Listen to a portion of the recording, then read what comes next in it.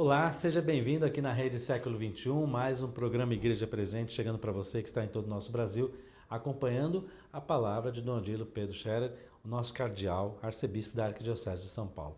Dom Odilo, mais uma vez, muito obrigado por nos receber para dizer uma palavra para todo o povo do Brasil. Muito prazer em conversar com vocês todos desse programa Igreja Presente. Convido vocês a participarem e eu espero que nós possamos trazer alguma questão interessante para que o nosso público possa acompanhar. Sem dúvida. Falando em participar, eu quero pedir até para você que está em todo o nosso Brasil acompanhando agora as redes Século XXI, para que você se manifeste através de um e-mail, dando sugestão, a sua crítica. Fale conosco, converse com o Dom Odilo através do e-mail. Você quer fazer alguma pergunta?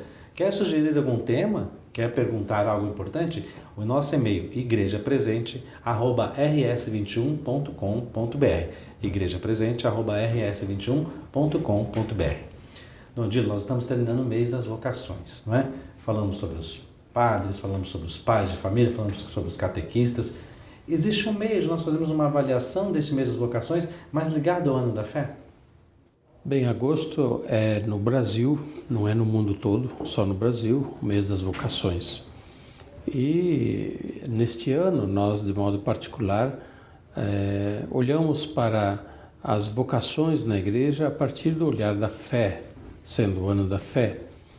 E a gente se dá conta de uma questão importante. A vocação só existe, só acontece dentro de um contexto de fé, dentro de um convívio na fé, eu diria. Portanto, a vocação, que é um chamado de Deus, um dom de Deus, ela só pode ser ouvida se há ouvidos atentos à voz de Deus. E também só pode ser respondida se há um coração disponível na fé para responder a Deus. Por isso mesmo, vocação e fé tem tudo a ver, né? Sem haver uma base sólida de fé, de vida da fé, de cultivo da fé através da prática religiosa, é difícil falar em vocação sacerdotal, vocação religiosa e também a vocação laical. Pode existir talvez muito trabalho, muitas tarefas, muitas iniciativas, mas com motivações diferentes e não serão exatamente frutíferas para a igreja se elas não são feitas a partir da motivação de fé que deve inspirar todas as vocações na igreja. A gente fala muito sobre vocações, Dom Odilo, fala muito da vocação sacerdotal, mas a gente lembra da última semana, agora chegando aqui no mês de final de agosto, sobre a vocação do leigo. E a gente lembra ainda mais de um leigo que vem passando por problemas de falta de emprego, Dom Odilo, de falta de saúde no nosso país, de tantos problemas que esses leigos enfrentam no dia a dia para criar os filhos, para procurar uma boa escola. Tanto é que a CNBB, ultimamente, tem se preocupado muito com aquele projeto Saúde Mais 10, em destinar 10% de tudo que se arrecada no nosso Brasil para que seja enviado para o Sistema Único de Saúde, para que o povo tenha mais saúde. A vocação também passa por aí, para a gente cuidar e se preocupar melhor com as coisas que fazem parte do dia a dia da família. Certo, o cristão é também um cidadão e por isso mesmo todos os cristãos devem fazer a sua parte para ajudar a melhorar a sociedade, para que, atuando como cidadãos participativos, conscientes, que têm princípios éticos, que têm uma orientação a partir das suas convicções religiosas, os cidadãos cristãos, os cidadãos católicos ajudem a sociedade a ser melhor, para superar, digamos assim, políticas sociais egoístas e fazê-las realmente mais solidárias. E no caso da saúde, é isso mesmo. É preciso atender a essa necessidade básica da população através de mais meios, mais recursos. É o que nós temos acompanhado esse tempo todo, através de muita reportagem feita, mostrando que há uma enorme carência de estruturas de saúde, de equipamentos e até de pessoal formado para poder atender devidamente a população. Então, a cidadania do cristão, do católico, ela se expressa através da sua participação efetiva para melhorar a sociedade. Quando a gente fala de vocação também, o senhor está falando dessa questão da saúde que a gente começou a abordar aqui, a gente lembra desses médicos que estão chegando no nosso Brasil, que são médicos de outros países, formados em outras cidades, em outros continentes, e que vão ajudar aqui o nosso país Como é que o senhor vê isso, Dom Odilo? Essa falta de profissionais trabalhando aqui no nosso dia a dia e vou dizer dessa maneira, essa importação de médicos para o nosso Brasil. Eu penso que haja uma questão de fundo, não é tanto a falta de profissionais que nós temos no Brasil, mas é muito mais a falta de equipamentos e de recursos adequados para exercer a profissão. E por isso mesmo, em lugares muito retirados, até mesmo havendo boas ofertas de trabalho remunerado, com boa remuneração, muitas vezes as comunidades muito retiradas no interior do Brasil não conseguem ter um médico porque as condições de trabalho ali são absolutamente deficientes. O médico não consegue fazer devidamente o seu trabalho porque não há um hospital bem equipado, porque não há um laboratório, porque não há pessoal técnico que esteja também ali para fazer equipe com ele. Então, realmente é uma questão muito complexa que está sendo discutida muito no Brasil. O governo tomou uma decisão, eu não sei, a sociedade é que vai ver se essa é a decisão mais adequada de trazer médicos de fora, dentro de condições que poderiam ser questionadas, né, para poder suprir as necessidades de assistência médica no nosso país. Dom Odilo, nós vamos começar a abrir, quero fazer uma ligação, nós vamos abrir agora, estamos abrindo o mês da Palavra de Deus, o mês de setembro agora. Já estamos vivendo o calor da Palavra de Deus e ligados ao ano da fé. E ao mesmo tempo essas questões que mexem com a vocação do padre, do sacerdote e dos leigos, vocacionado na medicina, vocacionado no jornalismo, vocacionado lá ensinando as crianças no dia a dia. Jesus tinha, dentro da Palavra de Deus, tinha aquela maneira de conversar com as pessoas através de parábolas.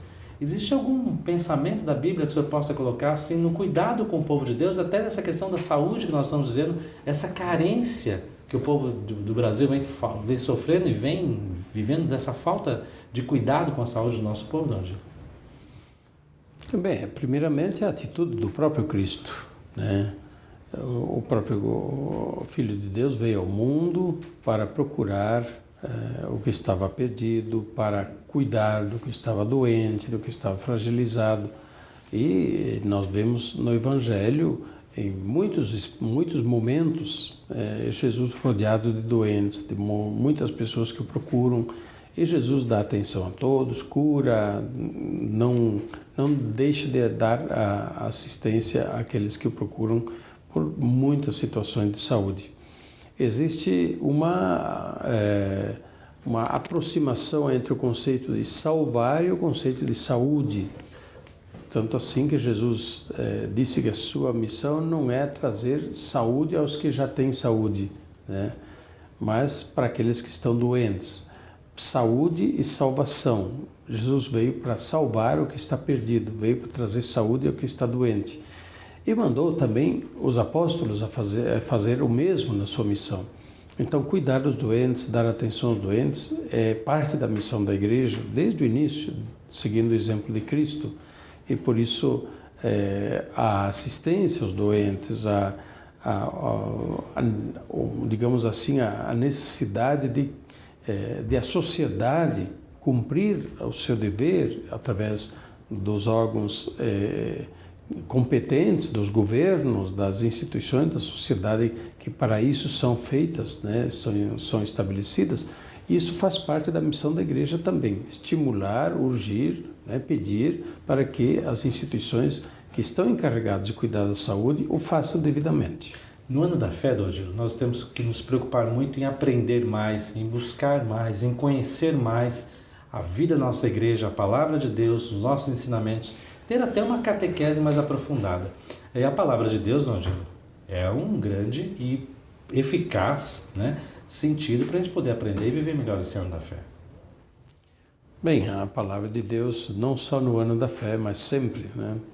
A palavra de Deus é o fundamento da fé, né? A palavra de Deus é de Deus, portanto, ela representa justamente Deus falando, e nós damos crédito a Deus, ouvindo, acolhendo, levando a sério o que Deus diz. A fé é isto, é acolher Deus falando, Deus manifestando-se. E o mês da Bíblia ele está pensado para ajudar-nos num tempo mais concentrado, eu diria, né, o mês de setembro, a estudar a Palavra de Deus, a estudar a Sagrada Escritura, a conhecer melhor a Sagrada Escritura. E, evidentemente, isso deve se prolongar ao longo do ano inteiro, não só durante o mês de agosto. Mas sem conhecer bem a Palavra de Deus, nós não temos fé esclarecida. A nossa fé fica cambaleando, não tem base sólida. Nós não cremos simplesmente no Papa, no Bispo, no Padre, ou nesta pessoa, ou naquela pessoa. Nós cremos em Deus. Os ministros de Deus são mensageiros, estão a serviço da Palavra de Deus. Eles estão a serviço justamente do testemunho de Deus no mundo, mas a Palavra é de Deus e por isso esta é a base da nossa fé.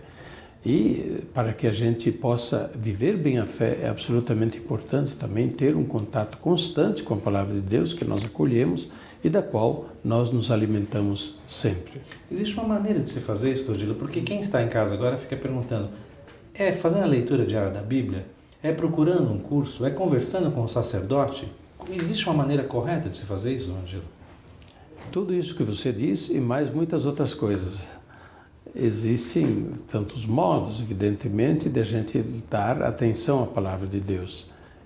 Ler a Bíblia, tentar estudar mais a Palavra de Deus através de momentos de instrução, de cursos que possam ser frequentados, mas, sobretudo, pôr-se a ouvir interiormente a Palavra de Deus, não simplesmente como um livro que a gente lê, né, curioso, mas acolher a Palavra de Deus internamente, interiormente, com fé. E a Igreja recomenda, por isso mesmo, a ler a Sagrada Escritura num contexto de fé. Rezar, antes invocar o Espírito Santo para ler e compreender bem e acolher a Palavra de Deus que a gente lê e ouve.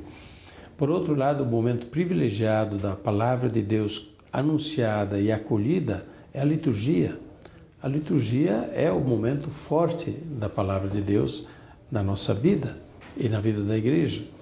E aí tem, nas celebrações, não só da missa, também dos outros sacramentos, mas de maneira toda especial da missa, nós temos as leituras bíblicas, né? Depois nós temos o Salmo, né?